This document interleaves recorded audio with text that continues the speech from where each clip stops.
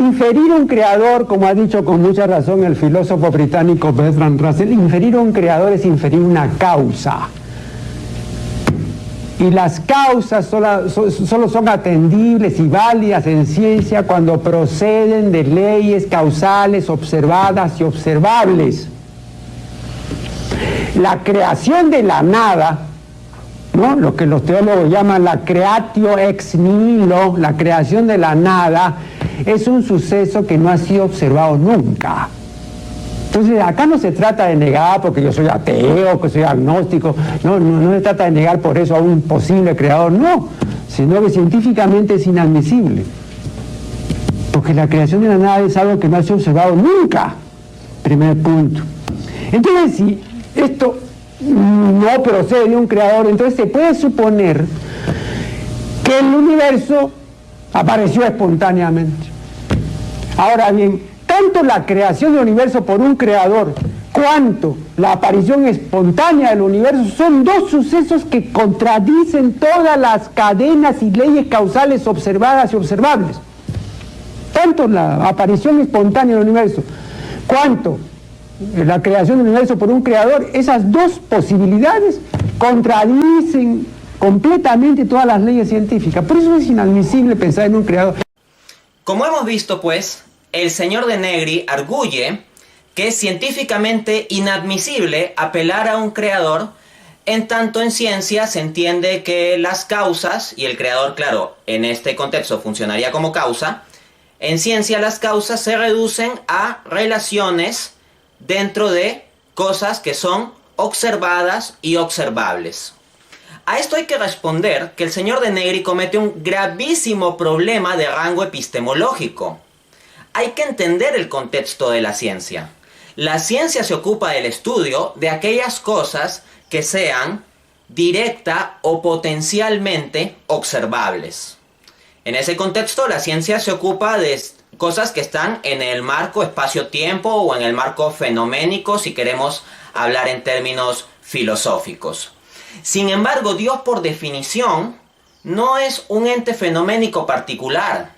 No es tampoco un ente directamente observable, sea por microscopios o telescopios. Dios es un ente por definición espiritual, metafísico, trascendente, que cae fuera del rango de esas cosas.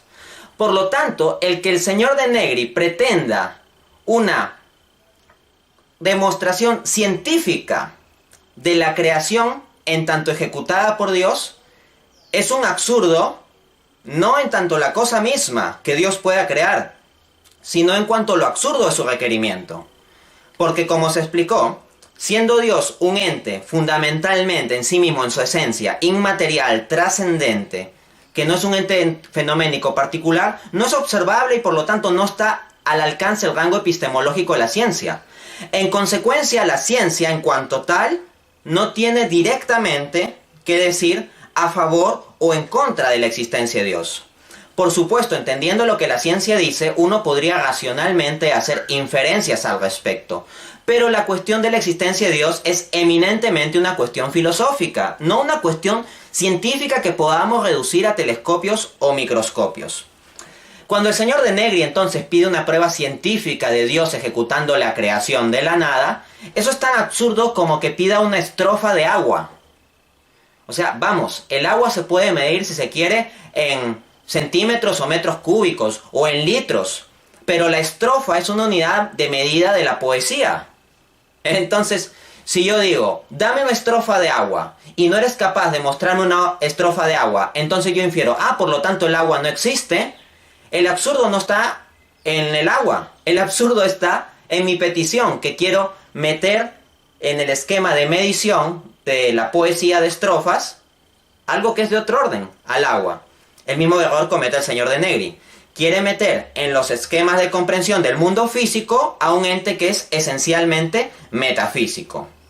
Dicho esto, el señor de Negri pasa a decir que en ciencia, pues la única forma de hablar de causalidad es cuando se refiere a leyes sobre entes observados y observables. Ahí está realizando una petición de principio, porque si entendemos que Dios es por esencia no observable, siendo un ente trascendente y espiritual, Entonces, querer reducir todo únicamente a lo observado y lo observable es de plano sacar la posibilidad de Dios. No por demostración, sino solo por el naturalismo metodológico que asume la ciencia. Dicho esto, hay que entender bien lo que son las leyes científicas. Las leyes científicas son, en el marco de la física, por ejemplo, relaciones entre entes físicos. Eso es. La ciencia, por ejemplo la física, no se ocupa de establecer relaciones entre entes metafísicos. Tampoco se ocupa de establecer la relación entre un ente físico y entes metafísicos. O un ente metafísico y entes físicos. Es que esto no es parte del rango de la física. Por lo tanto, una vez que se entiende el contexto de la física como ciencia, se encuentra de que el señor de Negri pida que se refleje directamente en las leyes de la física la creación ex nihilo es un absurdo, porque la creación ex nihilo implica precisamente la acción del ente metafísico en crear el mundo físico. Y sobre eso la física no tiene que decir. La física únicamente se ocupa de ese mundo físico y podría lo más dilucidar que ese mundo físico tuvo un inicio o tiene ciertas características. Por lo tanto, decir que la creación ex nihilo contradice las leyes de la física es tan absurdo como decir que el movimiento de los planetas contradice las leyes de la gramática. Es que la gramática no tiene nada que decir sobre el movimiento de los planetas en cuanto tal.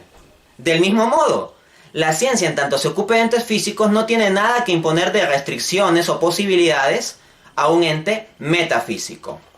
Entonces hay que entender ello.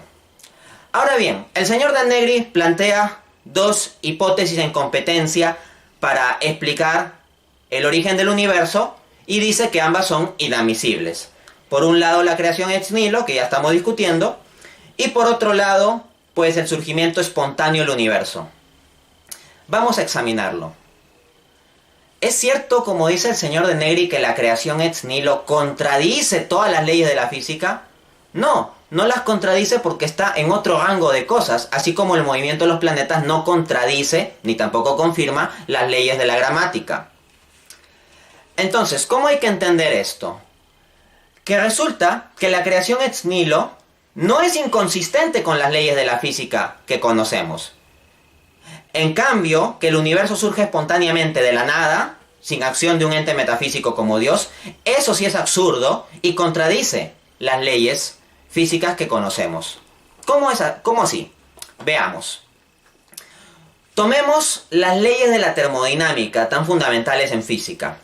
Comencemos con la segunda ley de la termodinámica, la cual implica que, pues, el universo, el total del universo ya, que en su totalidad ya sería un sistema cerrado, en tanto no dejaría exterioridad, y aquí por universo me refiero a la totalidad de la realidad material. Si fuera cierta una teoría multiversos, aún así habría una totalidad que constituiría al final de cuentas un sistema cerrado. Entonces, en un sistema como ese, el grado de entropía inevitablemente va a ir creciendo, el grado de dispersión o desorden energético. Ahora bien, de acuerdo con la segunda ley de la termodinámica, si el universo fuese eterno, dado que el proceso de tendencia a la entropía al máximo desorden es continuo e irreversible, ya habría pasado todo el tiempo suficiente para que estemos en el máximo estado de entropía.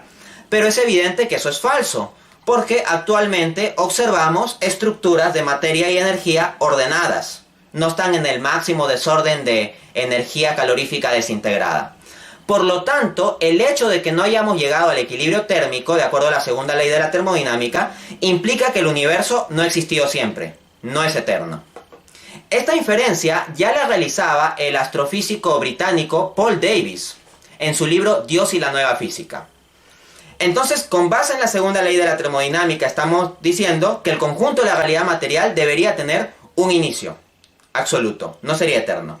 Ahora bien, ¿qué nos dice la primera ley de la termodinámica? Nos dice que la materia y la energía no se crea ni se destruye, solo se transforma.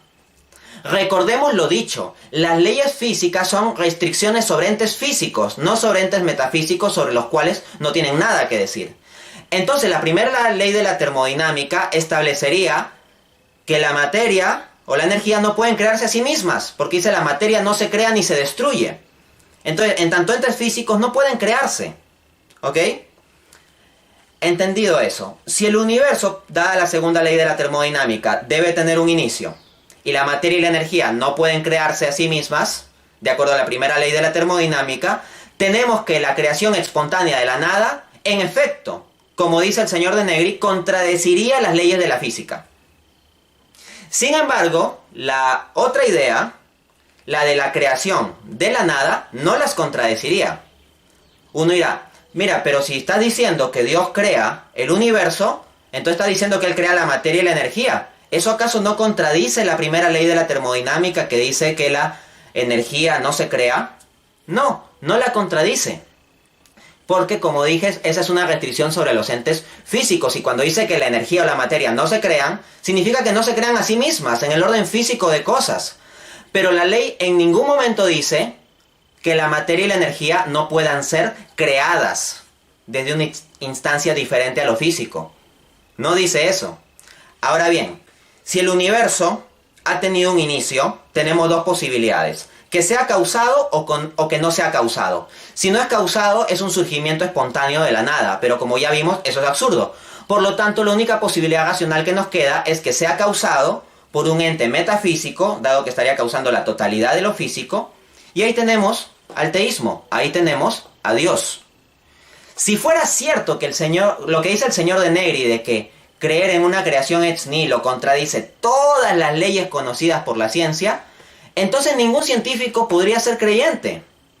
Pero resulta que la cantidad de científicos creyentes refuta ello. Ni siquiera se necesita, ojo, que todos los científicos sean creyentes. Porque lo que dice el señor de Negri es que el entendimiento de la ciencia, la ley de la física, hace inadmisible el creer en una creación ex nihilo. Entonces, si nos tomamos al pie de la letra lo que dice, todos los científicos, o al menos los de renombre, los que entienden bien la ciencia, deberían no creer en Dios, dado que esto es inadmisible a la luz de la ciencia. Pero la evidencia está en contra. Hay científicos que entienden muy bien las leyes de la ciencia y son creyentes, no ven esa inadmisibilidad que alega de Negri. Si quieren ver información sobre esto, pueden revisar el libro de Jacinto Peraire Ferrer, titulado Dios en el laboratorio. 53 científicos Nobel que armonizaron fe y razón. Y en efecto, es un libro que lista un conjunto de científicos, premios Nobel de las ciencias naturales, y todos ellos creen en Dios, con diferentes concepciones, algún cristiano, musulmán, judío, un deísta, tal vez que no crea en una afiliación religiosa, pero al fin y al cabo no ven absurda la idea de un creador detrás del universo.